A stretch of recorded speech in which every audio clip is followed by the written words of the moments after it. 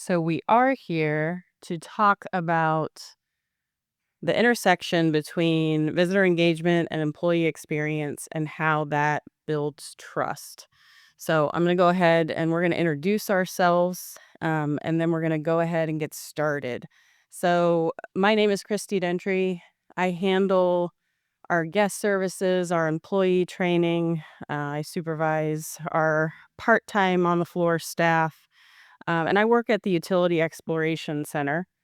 And it's kind of a unique place where we talk about resource conservation and environmentalism through the lens of utilities. And yes, I said utilities. So, what happens when you flush the toilet? Where does your garbage go? Where does your drinking water come from? So, we look at all of those questions and then focus on sustainability and resource management. So, a little bit about us. We are a science museum. We do programs from, we say 0 to 99. We do programs in the center and schools. Um, we focus on our utilities and sustainability. So we look at the behind the scenes stories of our utilities and we share them with our community, the ratepayers. And we get to tell those stories of all of the different jobs that our utilities do and how important they are to our community. We are a free museum, so we are completely free. Everyone can come in, and we don't charge for hardly any of our programs. We're very lucky in that circumstance. There are only a couple which we charge a nominal fee for, but for most everything else, we are completely free. And our staff create exceptional experiences, and we're going to talk a lot about those experiences and how our staff impact our visitor engagement and their employee engagement as well. I'm going to go ahead and introduce Jenny.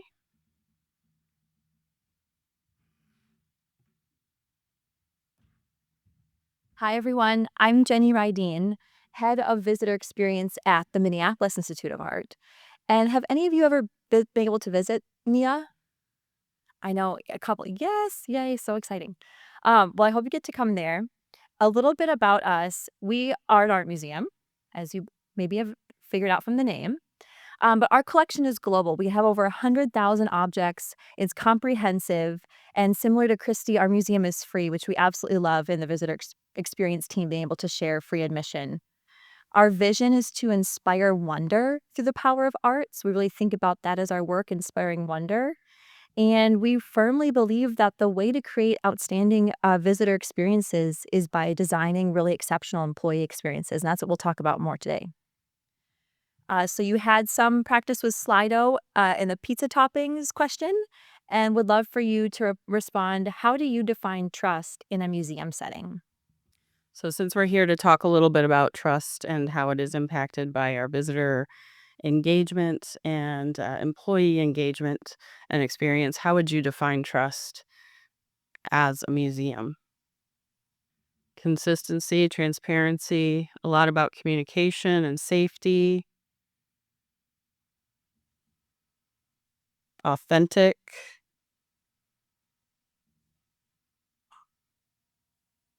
apologizing when wrong. That's huge. You guys are experts.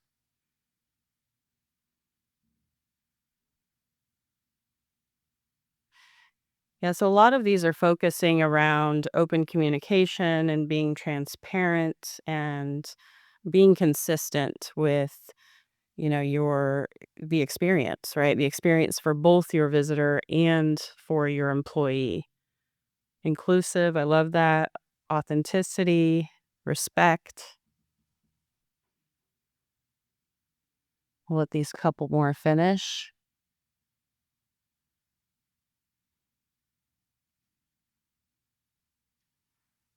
Awesome.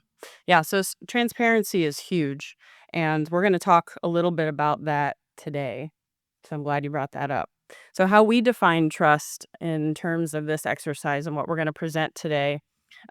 Yes, it is Friday afternoon, and I just put a math equation up on the board. I apologize. Um, there will be more math equations, so get ready.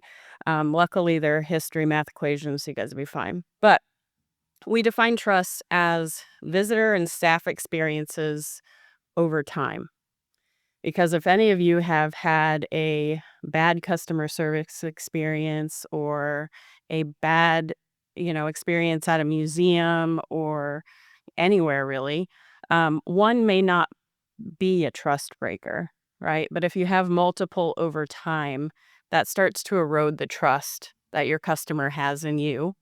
Or from the employee stance, if you have, a bad situation with an employee or a really positive situation, some of those can be trust building and some of those can be trust breaking, right? So we're going to look at that over a journey map. And what you have in front of you is a blank version of what I'm going to explain. Who has heard of a guest journey map before? Good, few of you. Who has their own guest journey map as an institution? Sweet. You guys are in the right place. You are going to have one by the time you leave here. So, the more you participate, the more you're going to get out of it. But basically, this is the map that any one of your customers goes on from the moment they think about entering your museum to the moment that they create memories or decide to return. So we have broken up this map into 5 different stages: um, decision, entry, engagement, exit, and commitment. And so I'm going to go through each one of these because you guys will be creating your own journey map, and then hopefully sharing it with a buddy or a partner next to you. But we're going to talk about it and help you build that out so that when you leave here, you can have this to share with your staff and be able to create one with your own staff. So even before they decide to visit your museum, they're figuring out, what you're all about. You have so many touch points that your guest experiences before they even walk through the door. Okay, so they may have heard of you from a website. They may have heard or seen a radio ad or a print ad or liked you on Instagram or saw a TikTok. Each one of those experiences are touch points that you have with your customer, and they can either build or erode trust. Okay. The best one would be word of mouth. If you have somebody that's had a positive experience and they're now bringing in a neighbor or a friend, that is the best way to learn about your organization or your institution. So they've made the decision to go. Now they have to enter. And, you know, pictures say 1,000 words or whatever the saying is. Every single one of these touch points communicates with your visitor something about your organization. So they get to your organization and there's no parking, or the parking's a nightmare, or they're circling around. That says something about your institution. Are they able to find your entrance? Do you share a building with somebody? Is the signage accurate, and is there enough of it? What does the lobby look like as you enter? Is it clean? Are there staff present? Is it hectic? And then is there somebody to welcome them in? And what is that experience like? Once they enter, the engagement is the most important piece, and this is where your employees shine, right? A good employee can make or break your engagement, can make or break a visitor experience. And so looking at that first staff interaction, was it pleasant? Were they smiling? Was it genuine? Um, and then your interpretation. So is there somebody giving live interpretation? What are your exhibits like? Are they clean? Are they broken? Do they make sense? Um, any of your exhibits. So, one of your visitors might have a different experience in one exhibit versus the other, and kind of what does that look like? And what do those touch points and exhibits communicate to that visitor? And then, of course, external programming. So, looking at those points of engagement, and every single one of these tells a story to your visitor about your institution and how well you're doing and whether or not they're going to make an effort to return. So they've had a great time at your museum. Now they want to buy something to make a memory, right? So what does your gift shop look like? Do you have things in your gift shop that relate to your mission? Do you have things in there that spark a memory of their visit? Did somebody say goodbye to them? Were they greeted on the way out? And what do your restrooms look like? Were the paper towels all over the floor? Was it messy? Were there too few stalls? So all of those things make an impression, and especially on the way out. They've had this great experience, and now they enter the restroom, and it's like, oh no, I don't want to go in there. And so it leaves a bad taste.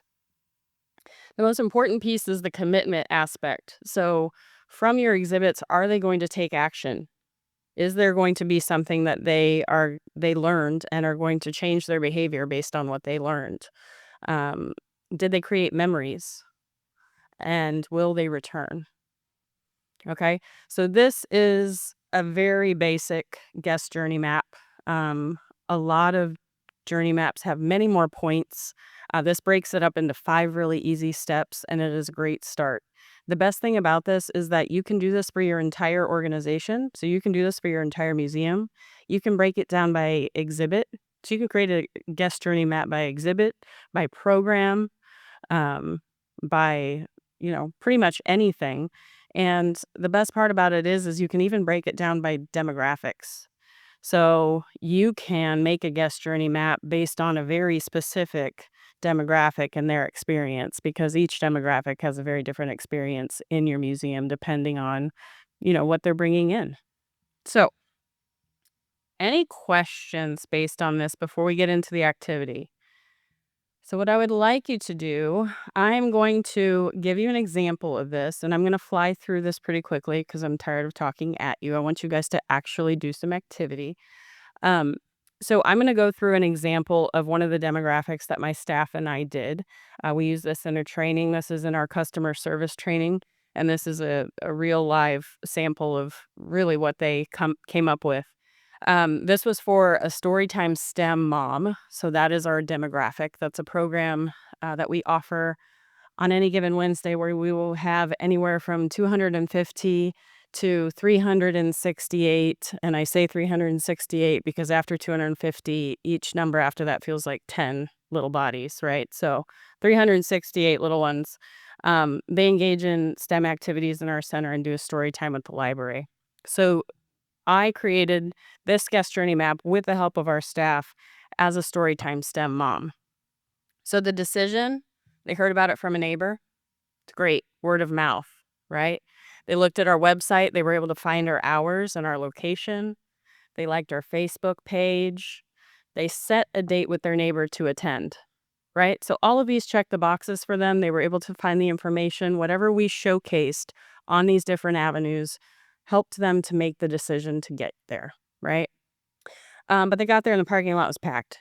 Storytime STEM, lots of little kids, little crazy. And you're toting around 2 kids with multiple car seats and toddlers holding hands in the parking lot, a little hectic. They were able to get into the building. But the lobby was full. So story time was happening in the lobby, a little hectic, lots of noise, lots of activity. They were able to find our front entrance, which is a giant sewer pipe that you enter into. So that was easy. And they were welcomed by our staff upon entry. Staff then oriented them into the space and to the activities that were happening. And they called out a specific staff member who really took the time and engaged with them at our map exhibit. From what they saw, the exhibits were fun and engaging. They had a good time, but the exhibit that they came there to see was broken. And so that was a disappointment. There was a long wait for the garbage truck. Yes, we do have a garbage truck in the middle of our museum, and the kids can get up into it and pretend that they are garbage truck drivers. And it is the most popular exhibit that we have. So the wait was long, but they said it was worth it. Staff told them about our big trucks events on the way out, so that was good. And then they found the exit to the playground, which was super convenient. They actually came back from the playground after playing for an hour and got back into the garbage truck. Paper towels were out in the restroom, obviously, because it was hit hard by lots of people. But the mom was able to make new friends and make new connections, and so she is returning again next Wednesday. And the one thing that she learned while she made friends and hung out at Storytime STEM was that she will never flush a flushable wipe again. Did you guys know that flushable wipes are not flushable? Who knew? Who knew? Awesome. Everybody raise your right hand. I, insert your name, will never flush a flushable wipe again. All right, perfect. Got you. All right, so this is an example. I'm going to go back to this so you have it as an example, but you guys are going to take the one in front of you. You can partner up with a friend. I encourage you to like move closer to somebody so you can share this experience and brainstorm. You'll get a lot more out of it that way. But what you are going to do is create your guest journey map. And then with the little stickers I've provided, there's a happy face green sticker, a meh yellow sticker, and a red sad face sticker. You are then going to rate each of these things. So word of mouth, I rated that green. The website was okay. They were able to find the hours. Facebook page was great. Attended, but the parking lot was packed. That was a red. So you guys are going to create your journey map and then rate these different things. And then we're going to chat about it for a little bit and talk about what you can do to help turn those reds into greens. So any questions before we get started? We're going to give you a little time. Perfect. All right. I saw a lot of really A+ students out there as I did a little walk around. I would be curious to know if we have any brave souls that would like to share their guest journey map. And just to preface this, we do have prizes for those of you that volunteer and participate and speak. I'm not going to name what they are, but they're really cool. So, can I get somebody to share? Raise your hand. Yeah? Braden, you want to? This is my boss, Braden, and I'm having him run all over the room.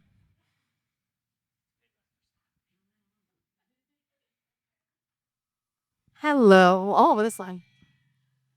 All right. I may not have needed it. I have a theater voice.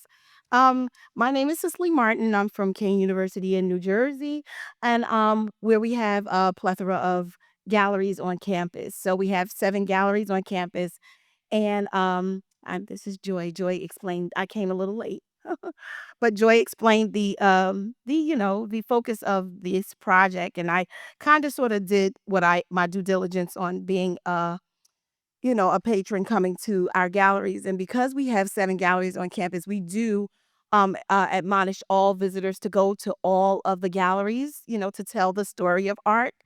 And sometimes it may be a little overwhelming. So even though we have a beautiful campus that, we always promote and people love to come to, they may not want to walk it. And so we do have trolleys. However, the trolleys only take you to where their stops are. And so thinking of that, considering some of our senior groups that come, they may be deterred to come and go through every gallery. Like this is my sister. She's like my patron reviewer. She's like, it's far. So it's a little far, it's a little stretch. And so preparing them for that. So even though we have a beautiful campus and galleries are all reachable, that may be something that is a deterrent from making the decision to come to Kane on that day. We do have great flexibility with hours, and we service groups, which is a good thing. And but we have no lunch areas. So if we want you to spend a whole day, yeah, you're hungry, and you're not that happy with me. You might be hangry, and so I have to deal with that. We have a good social media presence, which really is drawing, but we want to make sure that we have maps. We don't have maps to show you how to get from. We have the map and we point it out, but they need to have a takeaway to see how to get. And we also have an outdoor sculpture collection, which we need to let them know that takes about 45 minutes to an hour to see. And so they're like, "Oh yeah, I want to see the sculpture collection." It's like it's throughout the campus. It's not just one area. Oh yeah. I'm finding out a lot about myself, as I'm the director. So it's my responsibility to fix it. So I do thank you. It's a plethora of other things, but we have good art there, and that's the real win. And the educational programs is great for school trips because you have these young people that are ready to walk the campus, but we have a mirage of people that we would like to come, which would be our senior groups and our middle age groups and our we want all the groups to feel. Yeah, so you want to we have modes of getting you there. We have golf carts, but if you have a group of 20, how many golf carts do you really want going around on this campus? It's like a menace. So I'm working on it. I love that. Thank you. So, knowing is half the battle. And going through this exercise and identifying some of these pain points is the first step. And some of these are going to be harder to solve than others, right? Like for you, you have 7 galleries. There's a lot to see. There's no lunch. I mean, I would be the hangriest person in the world there, right? Some of these are not going to be easy to solve, but knowing is the first step. And getting your team involved and then identifying ways that you can minimize these pain points will really go a long way in your visitor service. Let's do a little raise of hands. How many were shocked at how many red circles they had? Or did you pretty much know that those things are bad and it is what it is? Who had more than a few red? Let's be honest. We're transparent here. We put it on the board. Good. Again, knowing is half the battle. Who was shocked at how many greens they had? You guys know you're good. I'm never shocked at the greens. My boss will tell you, never. Um, no, but again, this is a great exercise to go through with your staff. Not only can you do it for your entire museum, but then you can break it out by exhibition, you can break it out by room, by program. It's a nice exercise to try and identify those things that you really need to work on or to celebrate those things that you're really doing well. So, with that, we are going to move on. Again, we could spend the whole day on this. I do an entire workshop just on this thing. But we are going to have Jenny come up and talk a little bit about the other side of this workshop, which is the employee experience side. And seeing how so many of you are potentially bringing journey mapping back to your museums or organizations for the first time, I'll add a couple of tips onto what Christy said. The first thing to remember is that sometimes the process of making the journey map is even more important than the final product because the process that really unites teams, creates dialogue and discussion and buy-in and support for the areas of the visitor experience that you want to improve. Um, and also, after making your journey map with your staff who talk directly to visitors, often that's the easiest place to start. Do actually bring your journey map to your visitors, and use that journey map that you made with your staff as a way to kind of develop what do you want to know from your visitors, and then validate the information that you have with them directly. Um, but we're here to talk more about really designing the employee experience, and we believe that to create the most outstanding visitor experience, we need to be just as intentional with designing the employee one. And the great thing is, a lot of the tools that we use to design visitor experiences are the exact same tools that you can use for employees. So, this journey mapping exercise you can take to your employee experience in the same way that you might map out what is the school uh, group teacher experience to come to your museum. You can also map out what is the school group greeter experience to welcome them. And when you have those maps together, that's where you get really outstanding insights. So I'm going to share with you 3 practical things that we do at MIA, the Minneapolis Institute of Art, to design and really foster excellent employee, volunteer, and visitor experience. And that's going to be MIA 101, which is our new employee orientation, something that we call the Ian experience, which is a way for us to really prioritize and define what areas we should focus on, and then really talking about employee insights. So the first one, my favorite, is new employee orientation. We have a 3-day new employee orientation that is co-designed and co-led by myself as the head of visitor experience and our human resources department. And I absolutely love this and cannot tell you how special it is, and also recommend it for your organizations that As somebody who works in visitor experience, I actually have new employee orientation in my job description. And I think that just gives a really special platform and partnership to think about human experiences across the museum, whether they're visitors, staff, or volunteers. And by co-designing it with HR, we really make sure that we're clear about our mission, that all the new employees going through that walk away understanding how their job function supports the mission. And whether you work directly or indirectly with visitors, you know the impact that you're having. So we do fun things like we do art tours. We really make sure that we design different workshops for other staff to come in and meet new employees. It's cross divisional, cross departmental. So you're meeting staff based on how long they've been there. It's usually in your first 90 days, but it doesn't have to be one department or one division. And then a part of the new employee orientation brings new staff in direct contact with the visitors. We have 1 hour session called Meet Mia Visitors, where new employees shadow frontline staff, our visitor experience staff in particular. And that allows them to share what's most important from their perspective for these new staff to know, and also for them to get to match names and faces right away when they're starting. So instantly when you walk in the building, because our staff check-in area is past our visitor experience desk, new staff aren't just walking by, but they already have relationships with those staff who are there to welcome the visitors. And it's been really powerful.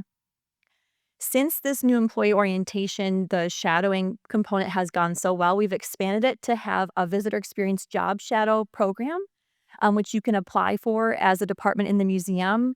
It's recommended for 3 to 5 staff of the same team, and our marketing team will be going through it in the next couple of months. So we're excited about that. The next thing I want to share with you is what we call the E in experience. It's super cheesy. It works for us. So there are 4 E's in experience. So we have 4 words that start with E to really think about what is it that we should prioritize or focus on when making an experience outstanding. So this document is internal. It's meant to be used with staff that I work with on a daily basis.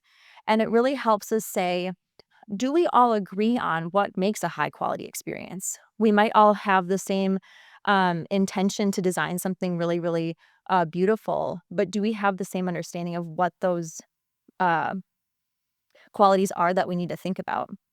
So I'll run through them quickly for you. The first one is environment. So is it safe? Is it clean? Is it Mia? And environment's always number one, making sure a museum is in the best possible format every day for us to open. The second one is calling out employee and having that in writing as a core value of something that we need to make sure that employees have what they need and are able to feel successful when delivering an outstanding visitor experience. And then we do this with volunteer training. So we have an excellent volunteer version to keep that E theme going.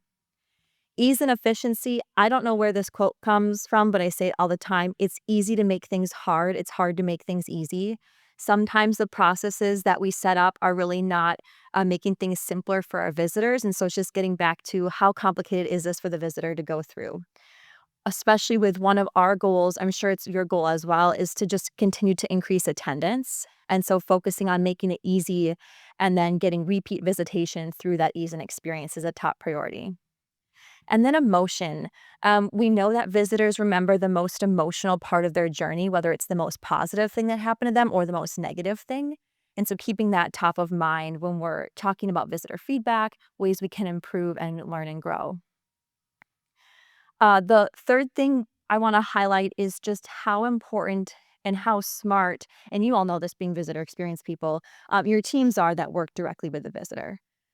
We know that there's a certain type of visitor that will agree to fill out a survey, and that survey data is incredibly important, but we continue to push to try to review it in conversation with our frontline staff observations. So there is a silent majority, somebody who's never going to fill out that survey, but your frontline staff may observe something about their experience that could be really meaningful to add. And so I cannot take any credit for this, but I want to highlight an example of one of our staff, Elizabeth Edwards, who just did a fantastic job bringing her insights and observations about the visitor experience and drove a beautiful result at MIA. We have gallery stools. We had an opportunity to get new gallery stools, and they were not weight inclusive. So she really led a project to have weight inclusive gallery stools, and then have that be clear to visitors, really making our museum more accessible. And they're available now on all 3 floors. And then she posted about it on LinkedIn. And within 24 hours, it already had well over 1,000 likes. So you can tell it really resonates with our community. And just love to highlight visitor experience staff doing incredible things for everyone at MIA with their insights and observations. Okay, so thinking back to the 4 E's, our next activity is you're going to create your own 4 E's, or they don't have to start with E, they can be any letter. But you're going to create your own core components activity. And so start by with a person next to you or a somebody new you haven't talked to yet. Talk about what are the most important aspects in designing an outstanding experience.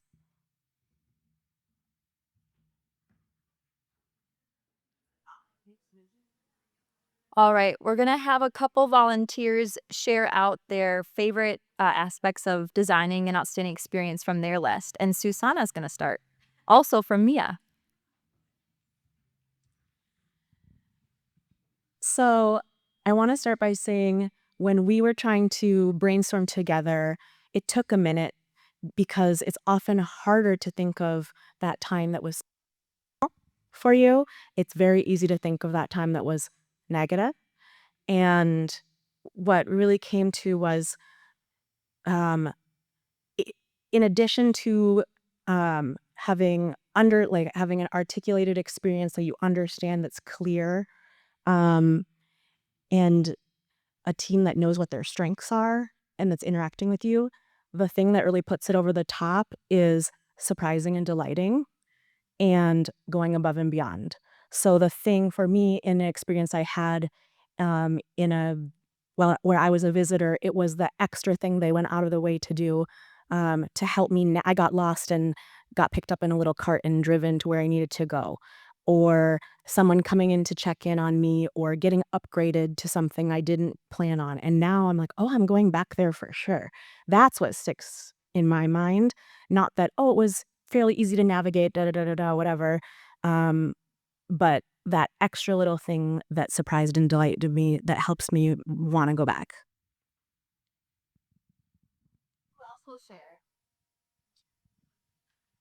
Hi. So my number one thing that I appreciate is a friendly greeting and interaction with employees that are working somewhere. I was saying if I walk into a store and people don't greet me and say hello, it's like it puts a bad taste in my mouth right away, and I just want to turn around and walk away. So that to me is number one. Yeah, absolutely. Not being acknowledged right off the bat is a huge one. And the surprise and delight and making up for a mistake and realizing the mistake and then correcting it. That's another one. I'll tell a very short story. My boss is rolling his eyes in the back. So I'm going to tell a story about Disney. I'm a Disney girl, California girl, sorry. But had a horrible experience at Disney, and I never have a horrible experience. My trust in them is so deep that I was so disappointed that I had this horrible experience. I was almost gonna cancel my annual pass. I was done. It was that bad. And the next day, it was like they had a tracker on me. I walk in the park, security greets me with, "Oh, Miss Poppins, you're here, practically perfect in every single way." From the moment I walk in, it was like they had a tracker on me, and every single experience was a surprise and delight. I get on the train, it's so full. She's like, "Oh, you're gonna have to wait for—" "Oh, no, no, no, come this way." She let me onto a train car that was completely private, that I had never ridden in, that I didn't even know existed. And so, if you're able to admit your mistake and then surprise and delight to get your way out of it, it makes a huge, huge impact. Anybody have anything they would like to share? Vicious. In the back. Braid's got it.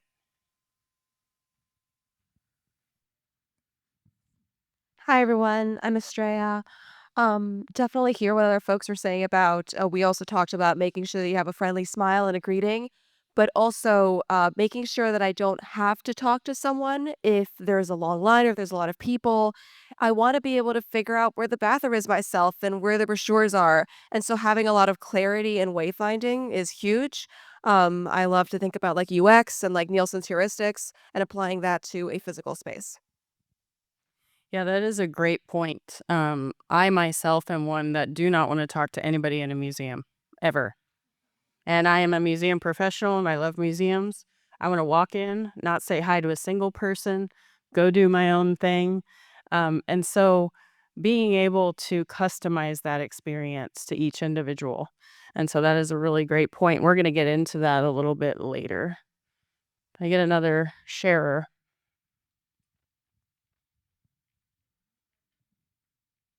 Sorry, I walked in late, but I think I get the gist of it. Um, one thing I jotted down independently is consistency in the message. So, one of the problems that I notice when I'm having not such a good time is that I'm getting a different message from different people. So, if I ask one person something and I get that answer, and then maybe as I get further along, I ask the same question. This can be applied to so many different things, but if everyone in the place is giving you a different answer, that pisses me off. Yep, right behind us. My staff gets crazy about this, but I get crazy about this, and then I put that on them. But if I miss somewhere and I say thank you and they say no problem, I'm turned off immediately.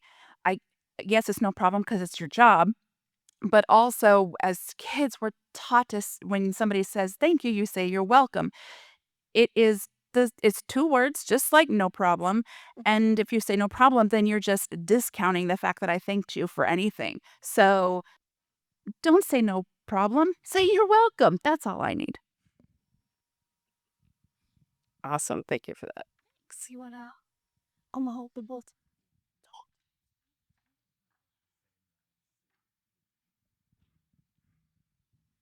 Yeah, word choice is so important. So that's why for us leading teams, it's important to be clear about what we believe makes the most outstanding experience and really to be open to that dialogue about other ideas and other ways of accomplishing that. So now that we've done this exercise, talk with the person next to you. How does this change the way that you approach designing an experience for somebody now that you've heard from most people in the room?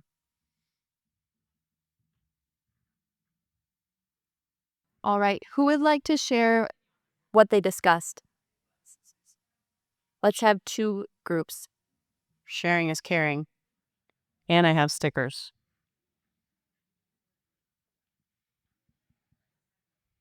Come on, let's get some hands raised. I'm going to pick on people. Oh, did you raise your hand? All right, Braden, what do you got? You have a microphone. In true Christie fashion, I blacked out. What were you asking? Mm-hmm. Yep, sounds about right. Yep. All right, so hopefully I'll answer it. I'll answer it. Oh, okay. I just had to give you a hard time because that's waiting. who I am. So one of the things that we talked about, and I'm going to use my group mates here, is just being very intentional. You design a lot of programs, you design experiences, you kind of think you know what is going to be. You're like, I know how to do this, I know how to do that. But going through exercises like these and being more intentional around that design was one of the things that we kind of talked about and kind of raised up for us. Good. Yeah, intentionality is huge. Again, customizing those experiences and making them individual is a really big part of this. Who else had intentionality in their group? On purpose. Good. Yeah, intentionally. Nice. Good joke. All right. We are going to move on to Slido. Go ahead and list your favorite core component that you talked about as a group. And while you're doing that, I'll share Christy and I have both attended the Disney Institute, and they do this core component exercise really well. It's where we were inspired to create our version at Mia and Christy's version at her science center. And so, of course, they are a fantastic resource for this type of work.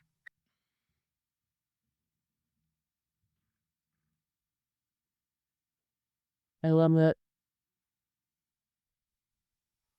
I love that employee is raising to the top. That's awesome. Intentionality, welcoming. Somebody I saw put experience, not service. That's going to segue into our next little chunk here. Connection.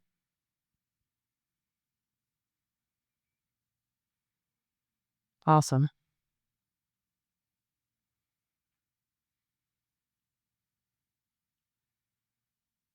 Engagement. It's like you guys know what I'm going to do next. Experts in the room. All right. So again, you could spend an entire workshop on just this one exercise. This is a great exercise to do with your staff and really list out the things that are going to be your core components to get their buy-in and make a great experience for both your visitors and employees. So next, we might as well define experience, right? And so the way that we define it at the Utility Exploration Center, and I did fail to mention where we were from.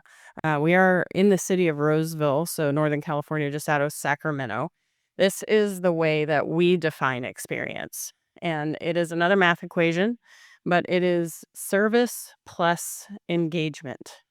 And so these two components make up the bulk of our experience. And this is what we find important as both staff and a museum.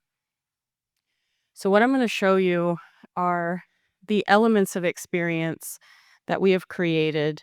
And this really puts a nice little bow on this whole workshop, because what it ties together is that visitor experience, employee engagement, and visitor engagement, as well as our staff values. So on the left-hand side, since we're a science museum, we did a play with elements. On the left-hand side, you will see our elements of customer service. So these are elements, how we engage with our customer. In the middle green, you will see our elements of engagement. And this is how we engage with our customer. And then the third one is our staff values. So these are values that we hold near and dear. Our staff came up with them. We came up with them together. We voted on them. And this is what we live, eat, and breathe. Now, the way this is utilized is that there was a quote, and I forgot who said it, of course, but culture should be screamed down the halls and plastered on the walls. And so this is a giant poster that is in our back office. We all live by these different elements, and we have created a way to communicate with them, with our employees, through the use of affirmations. So I'm going to tell a really short story. Promise it'll be short. Who has heard of Snoop Dogg? Yeah, we're almost in the LBC. Okay, real close. My staff had just learned a new school program. It was one that we were just recently launching, and they were a little bit nervous about it. And so after the completion of the program, they came back and I asked them about it. How did it go? They were like, we were a little nervous. So right before, we sat in the parking lot and we blared Snoop Dogg's affirmations. And I'm sitting at my desk and I'm just like, oh my God, I'm going to get a principal phone call. They're blasting rap music in an elementary school parking lot. I had no idea what they were talking about. But Snoop Dogg has created this children's music, and it is teaching kids all about positive affirmations and that they can do hard things and believe in themselves. And so my staff were listening to this children's song to hype them up to do a second grade program. And so for our affirmations, we have that little Snoop Dogg on our board. And the way we do it is we have all of these elements as little business cards. So we have like 100 of each printed up at any given time. And our staff can give each other affirmations based on the elements that they see. Okay, so if they're doing something like they covered for someone, they would get a one team affirmation. And those affirmations, once they're received, go up on this Snoop Dogg board. And at every monthly staff meeting, I put them in a big bowl. It's actually a witch's cauldron. I don't know where we got it. And then we draw them talk about them at the staff meeting, and then they get to pick a prize from our pirate's treasure chest. And it is a real pirate's treasure chest. It's wood. It has cool stuff in it. So again, your staff have to have buy-in with this. These are things that they wanted, they created. I would have no idea that they loved Snoop Dogg affirmations. I would have no idea that they needed a pirate's treasure chest. Maybe that was me. That could have been me. But again, get their buy-in, figure out what's going to motivate them, and then use it. So I lead a whole workshop on just this. I'm going to gloss over it very quickly because we don't have that kind of time and I want to leave room for you guys to ask questions. But I'm going to go through it very quickly. So, this is how we run our customer service. And just so that you guys know, there will be a QR code at the end. I give you all of these documents. You're going to have copies of everything. You'll have copies of the worksheet. Steal it, take it, use it. These are things I created, but go for it. So this is the backbone of our customer service. Our elements are safety, of course. A lot of you talked about that in the word cloud.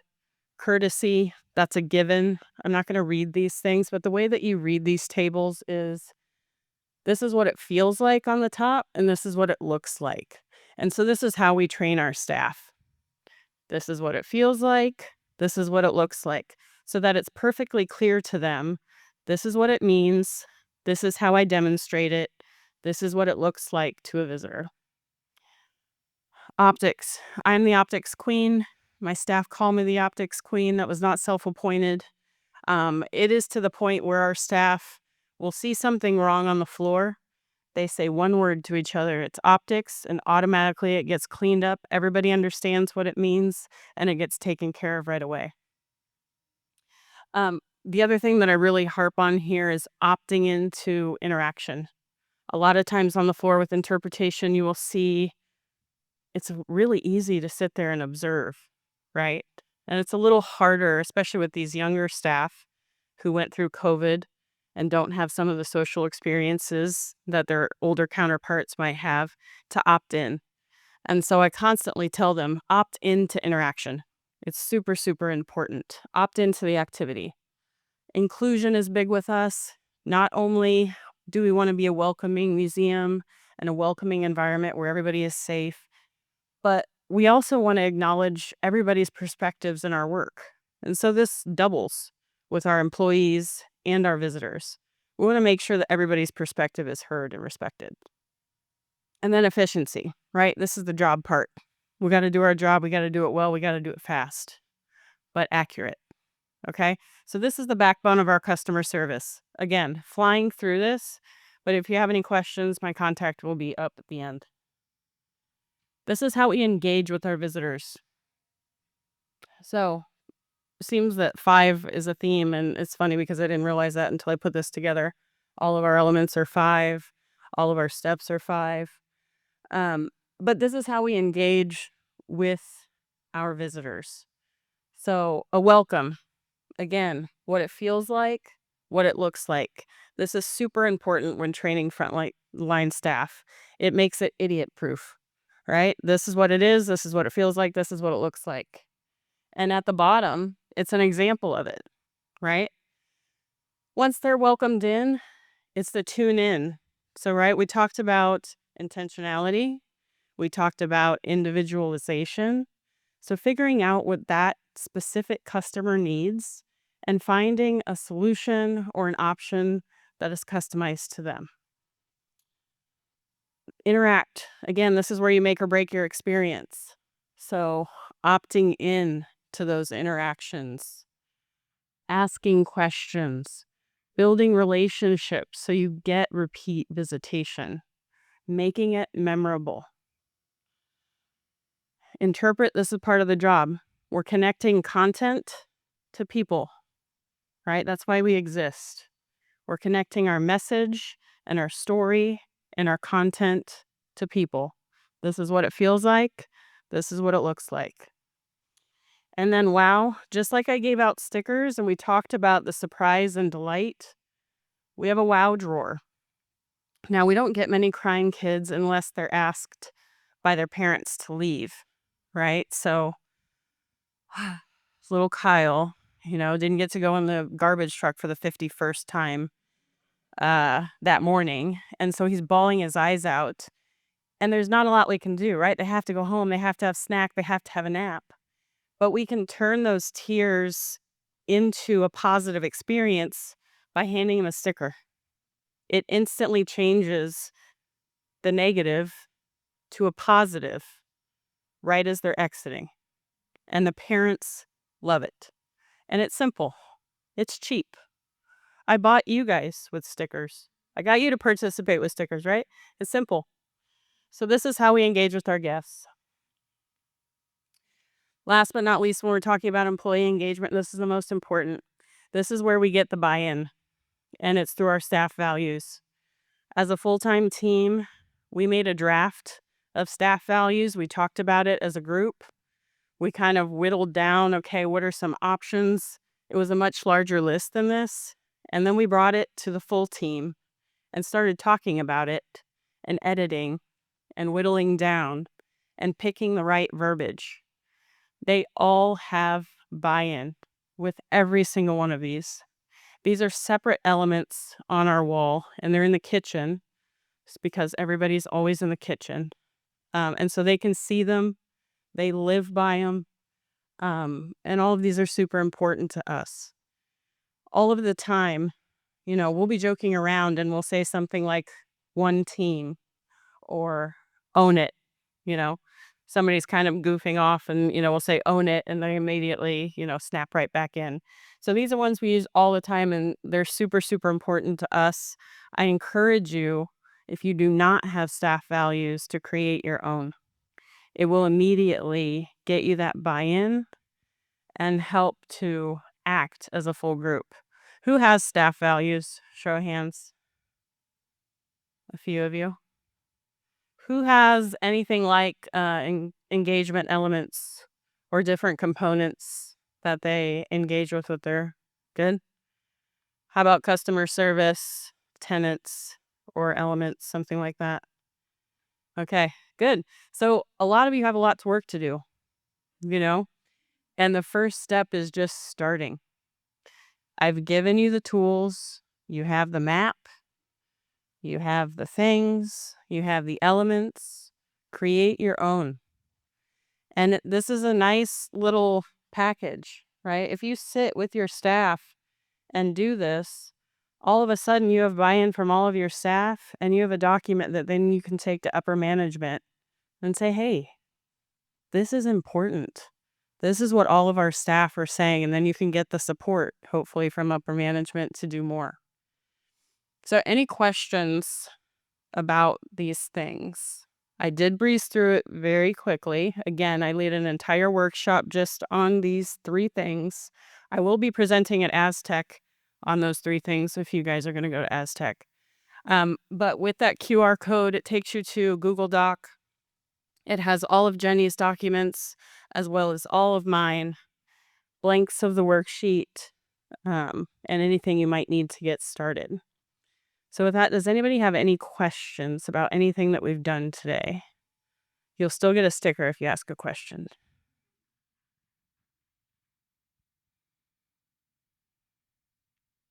No questions? We were that good? Wow. Yeah. Downloading.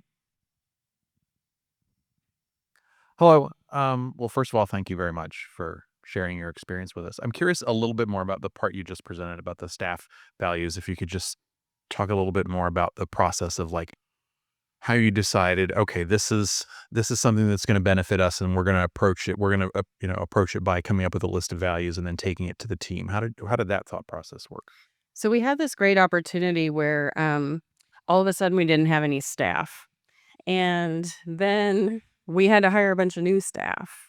And so we came up with the thought of, look, everybody has to be on the same page. We really have to be operating off of the same playbook. And we were at another juxtaposition where last March, April, I don't know what day, a year ago, we took our entire museum down to the studs and did a full remodel. And so the thought was, we need all of this in place to be able to open a brand new museum to the public. We need the same playbook to work from. And we kind of need these components in order to operate as one group. And so for us, we're a very tight team, and I attribute it to this. Um, Again, it's all over the walls. They're giving each other affirmations based off of it. They're reciting it to each other on the floor when things go wrong. And kind of the process, we literally did brainstorming. So what what did we want the visitor to see in our museum? What experience did we want our visitor to have in our museum? And these were big Post-its with little Post-its all over the wall. And we kind of funneled down to, what are we going to hold near and dear? What is going to motivate us in this space? What playbook are we going to work by? And we literally came up with a brainstorm much bigger than this. It was a lot of editing. We actually went through multiple visuals, which is kind of weird. Before, we had like animals to represent each of these things, and then it got awkward. Um, so this is the nice polished version as elements. But again, we all had access, and that's why I think it's successful. Any other questions? Yes. So, sorry. For both of you, you have your training programs. Are they only for your visitor experience department or for everybody in your museum? And if it's for everyone in your museum, how did you get the buy-in from everyone for that? That's a great question. It's a combination. So we do some trainings that are for all staff and all volunteers. Typically, they're separate. And then we do some training that's just for front of house staff, and then some that's just for our department. And I think bringing that content, it might be the same content, but we have 3 different audiences, allows us to adjust the content, but it's important that everybody sees it. So I think you're right. Yeah. Susanna, who's here, actually leads our visitor experience training, which is our all front of house training that we do quarterly. And often content from there comes from our all staff trainings.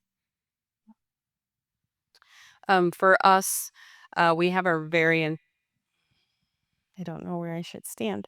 We have a very intensive onboarding process. Our guest journey map and this whole experience is part of our customer service 1 training.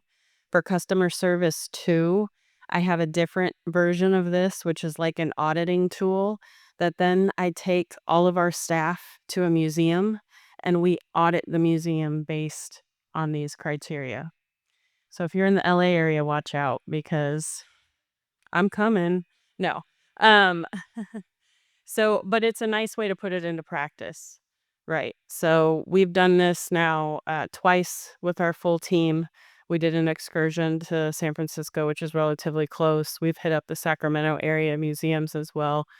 So that's kind of the bulk of our customer 1 and customer service 2 training. Our interp training gets more into um, the engagement elements, right? So in our interpretation training, we really dive into these and we practice them in the center. We do it with the full team. So not only our interpreters, but our front desk staff, our full-time staff as well. Again, everybody needs to be working off of the same playbook. Everybody needs to know what is happening, even though they might not be in it every day. And then in addition, we have a full training plan for each employee. So we have 4 quarterly trainings that we deliver. There's a customer service piece, an interpretation piece, and a safety piece baked into each one of those quarterly trainings. And they all refer back to these playbooks. And that's full staff. We increased our training over time. And I think one of the biggest things that stands out to me was hearing that you should, of course, train when you identify that there's a need, but then it's even more important to train when things are going well because that reinforces it and keeps that experience really high quality, which is, I think, something that I learned also from the Disney Institute, to get another plug. But that really helped us get more buy-in and support too. Any other questions, comments, side remarks? Got one.